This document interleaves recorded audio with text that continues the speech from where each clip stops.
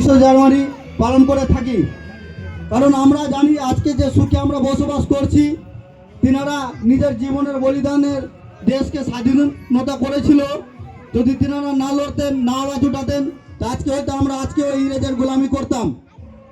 তাই এই দিনটাকে আমরা স্মরণ করি, যারা বীর সেনানীরা আমাদের জন্য জীবন বলিদান দিয়েছিল, তাদেরকে শ্রদ্ধা জ্ঞাপন করার জন্য আমরা এই দিনটাকে পালন করে থাকি। এই বলে আমি আমার সংক্ষিপ্ত বক্তব্য শেষ করলাম। পালন করবেন।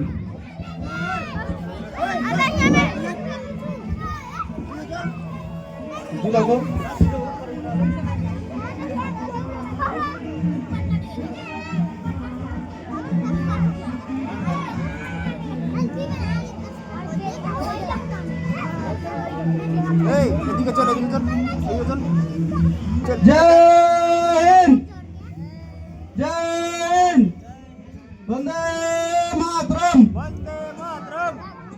ভারতবর্ষ জিন্দাবাদ।